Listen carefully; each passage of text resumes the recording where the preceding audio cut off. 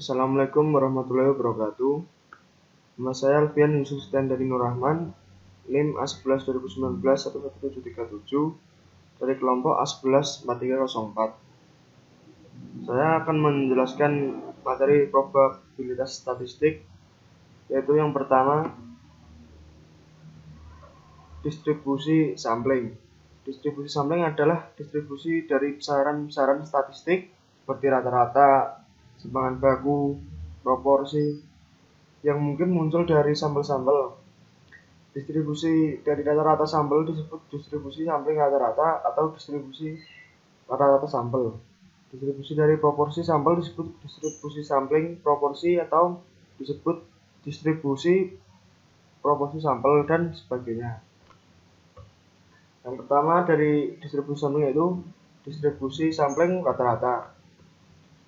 Distribusi sampel dari rata-rata, hitung sampel adalah suatu distribusi probabilitas yang terdiri dari seluruh kemungkinan rata-rata. Hitung sampel dari suatu ukuran yang sampel tertentu yang dipilih dari populasi dan probabilitas terjadinya dihubungkan dengan setiap rata-rata hitung sampel. Ini rumus distribusi sampling rata-rata.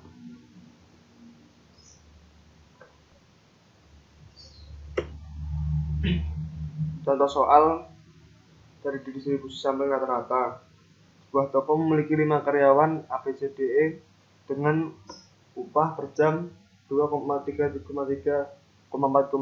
Jika upah yang diperoleh dianggap sebagai populasi, tentukan tanpa penggabungan A. Rata-rata sampel 2 unsur, B. Rata-rata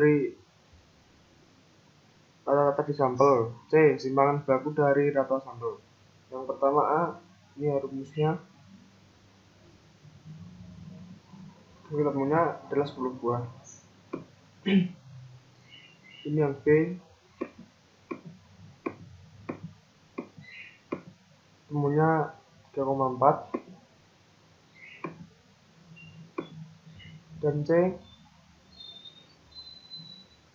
simpangan bakunya ketemunya 0,62. Distribusi sampling proporsi.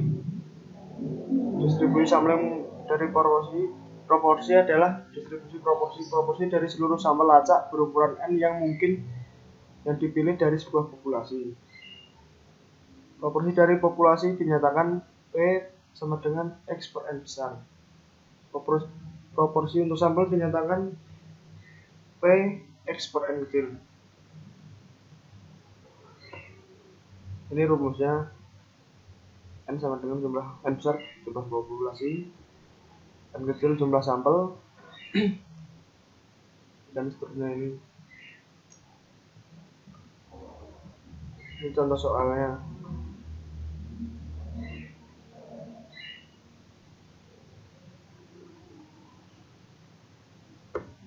Selanjutnya adalah penafsiran. Penafsiran adalah proses cara perbuatan menafsirkan upaya untuk menjelaskan sesuatu yang kurang. Pertama adalah penafsiran parameter rata-rata. Rumus-rumus yang dapat digunakan adalah satu, simpangan baku diketahui dan populasinya berdistribusi normal. 2, simpangan baku tidak diketahui dan populasi berdistribusi normal dengan Y koefisien kepercayaan.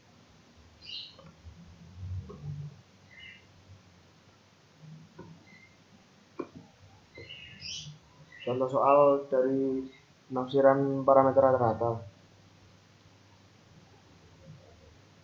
Seorang pejabat bank akan memperkirakan berapa persen nasabah yang tidak puas dengan pelayanan yang diberikan oleh para pegawainya.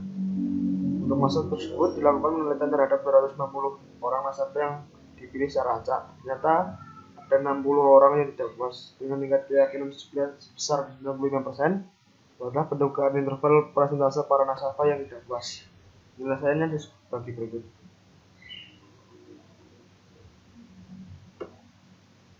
Yang kedua, penafsiran parameter proporsi. Dalam pernyataan penelitian parameter tidak diketahui sehingga interval kepercayaan parameter tersebut besar menjadi seperti ini ya. Contoh soal dari parameter proporsi.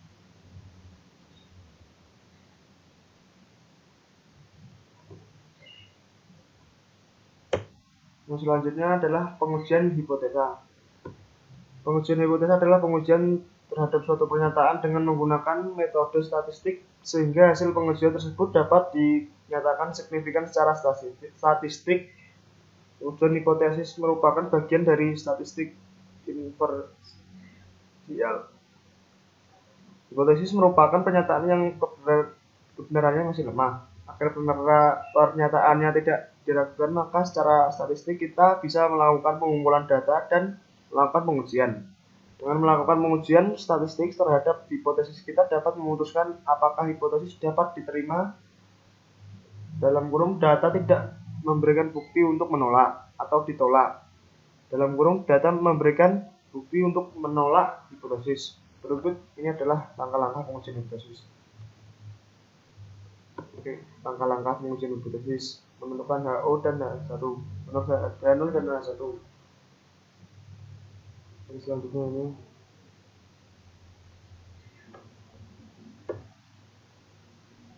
contoh soal dari hipotesis. Pengujian hipotesis satu rata-rata.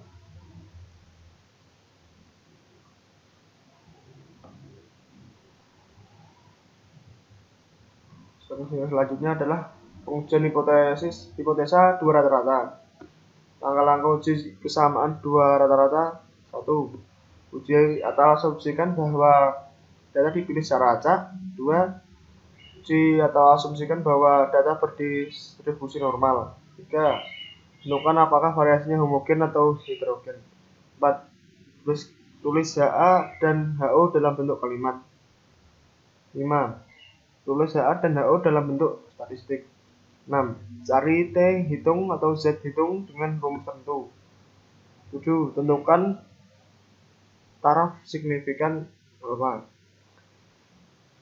8. Cari T tabel atau Z tabel dengan pengujian dua pihak di mana DF yang tergantung rumus. 9. Tentukan kriteria pengujian, yaitu jika tabel kurang dari sama dengan T hitung, kurang dari sama dengan T tabel, maka HO diterima. 10 bandingkan T hitung dengan T tabel. 11 buat kesimpulannya. Contoh soal. Seorang pemilik toko yang menjual dua macam bola lampu merek A dan B berpendapat bahwa tak ada perbedaan rata-rata lamanya menyala bola lampu kedua merek tersebut.